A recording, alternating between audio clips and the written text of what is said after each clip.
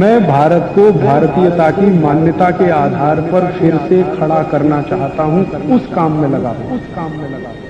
ये मामला आया और इंडियन पुलिस एक्ट की व्याख्या हुई तो शहीद आजम भगत सिंह को उत्तर मिला अंग्रेज सरकार की तरफ से कि सैंडर्स के खिलाफ कोई केस नहीं बनता, क्योंकि सैंडर्स का कर्तव्य था, अधिकार था, उसने लाला जी को मारा। अब मृत्यु हो गई तो हम अफसोस व्यक्त कर सकते हैं, इससे ज्यादा कुछ नहीं। लिहाजा सैंडर्स के ऊपर मुकदमा नहीं चला, न्याय इनको नहीं मिला।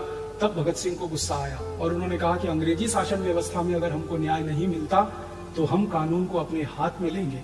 और उस दिन भगत सिंह ने पिस्तौल उठाई और कसम खाई कि सैंडर्स को मैं मारूंगा। और उसके लिए उन्होंने योजना बनाई और उस योजना में उनके सहयोगी शामिल हुए, चंद्रशेखर आजाद उनके साथ शामिल हुए, उनके दूसरे सहयोगी शामिल हुए और एक दिन उस योजना को उन्होंने पूरा किया। सैंडर्स को उन्होंने गोली मारी, भगत सिंह ने गोली मारी। एक गोली में सैंडर्स मर गया था, दो और मारी।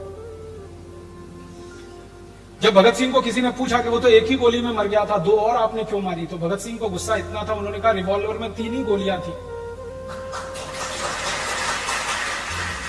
अगर 3 और होती तो मैं 6 मारता उसको। क्यों? गुस्सा था उसके खिलाफ। और गुस्सा किस बात का था? सैंडर्स को इंडियन पुलिस एक्ट के आधार पर राइट टू ऑफेंस मिला हुआ था और किसी भी भारतीय व्यक्ति को राइट टू डिफेंस नहीं था। अब इस अपराध की सजा क्या हुई?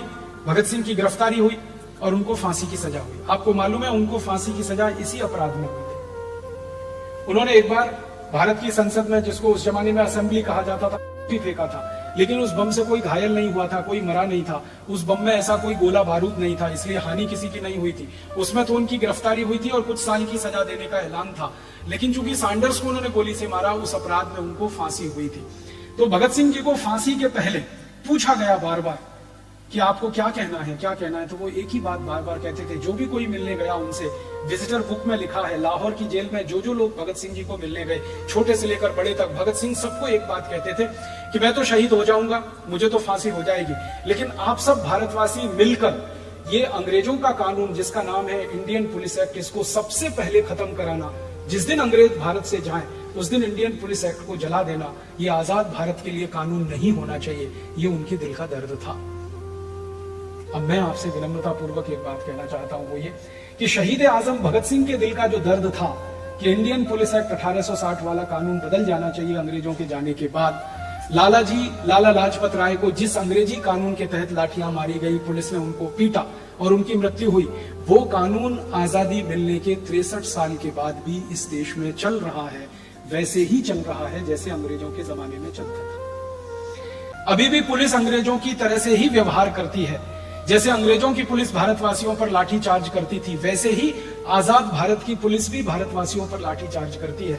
जैसे अंग्रेजों की पुलिस गोलियां चलाती थी, वैसे ही भारत की पुलिस गोलियां चलाती है। पुलिस की गोलियों में लोग मारे जाते हैं, लाठी चार्ज में लोग घायल हो जाते हैं। कानून वही चल रहा है जो 1860 में बना था। बस अंतर इतना ही है कि पुलिस को लाठी चार्ज करने का आदेश देने वाले पहले गोरे अंग्रेज थे, अब पुलिस को लाठी चार्ज का आदेश देने वाले काले अंग्रेज हो गए हैं। व्यवस्था वही है, कानून वही है, नीतियां वही है। इसलिए हम भारत स्वाभिमान वाले ये मानते हैं, आजादी है कहां? आजादी तो अंग्रेजों के जमाने में पुलिस को थी, आपको मारने की, पीटने की। वो आजादी आज 63 साल के बाद भी पुलिस को है, आपको मारने की और पीटने की।